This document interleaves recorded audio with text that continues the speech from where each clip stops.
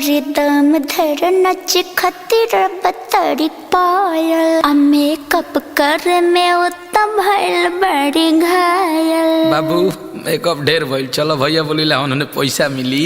फिर 2 रुपया दिबैब। अरे अब की पारी तार जंगला केवाड़ी कुल लग जाई, चिंता जिन करो। अच्छा रुको चलो तनी। दौरा में डेग डाली। Presented by Adishakti films.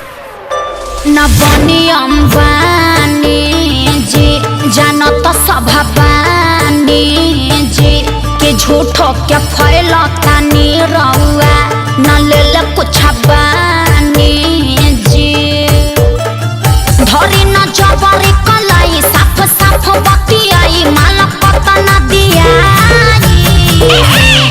अरे मुँह खोल के मांगा मुँह मांगा जानू दा ए ब्यास मान न जा। अरे फेंकू हो गया औरी देहब कुछ ही ना। क्या दीजिएगा?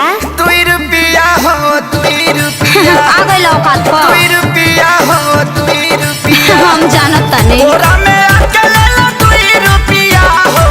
बोरा में आके ले लो 2 रुपया हो। उमर हिला के पौने 2 रुपया। बोरा में आके ले लो 2 रुपया। उमर हिला के पौने 2 रुपया। अरे अब विवेक जी फिर से आई तो गौरा में क्या देना छुआता पसीना भेजल समीज हो बाटना कि भेजल समीज हो बाटना कि भीतरे रोबे सब चीज भेजल समीज हो बाटना।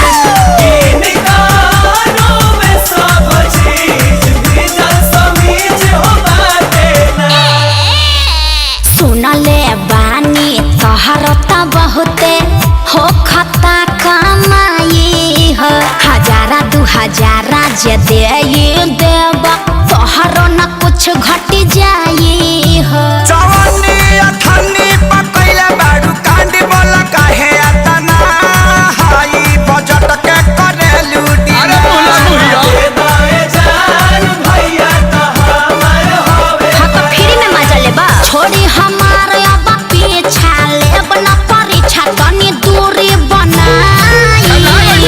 अरे तो तोहरे खातिर सब भई जुटावता निधन। चल झूठा ऐसे तू रहो जान मान।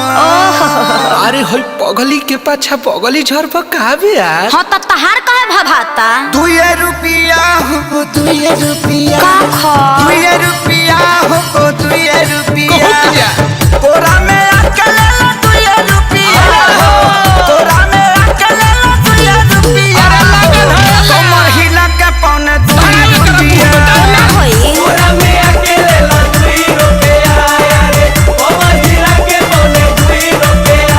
तू लोग कीप साइलेंट रहबा लोग की ना काहे खातिर आतना कमाइला एगो झुमका बना पेन्हाइला।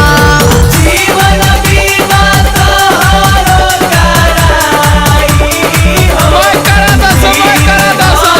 सब बेनाई। हाँ तो एगो हाई हिल के सैंडल किनवा दो लोग। सुननी हरो डनली गली क्या ठीका तोहरो तक तने चले हो। ठीक सुन लिया। त कंजूस क्या कैले तू बाड़ा रुपया करोड़ों बा भले हो। अरे अचल संपत्ति हो प्रभु तू राज सुन सुन करे जय कबेर हमरो बना दो मिजान। सुन सुगीना त जीवन भर बैठी के छिरबू पिया। अच्छा अखिलेश खेसारी है ने आई आकाश श्याम के बोलाई रात भगाना गवाई।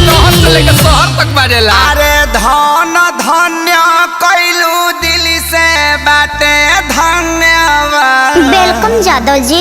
रह जीवन भर जिया जिया मजनू के सारू तू तो देखे में लागत तारा। का? हारू बेबी फारू बजट बढ़ाओ। बैगनो बेच दे। बेच दो 2 रुपया होते हैं 2 रुपया। 2 रुपया होते हैं 2 रुपया। ले ला चुमा चटाई दे हम 2 रुपया हो। चुमा चटाई दे हम 2 रुपया हो। अच्छा कालो कटाई पौने 2 रुपया।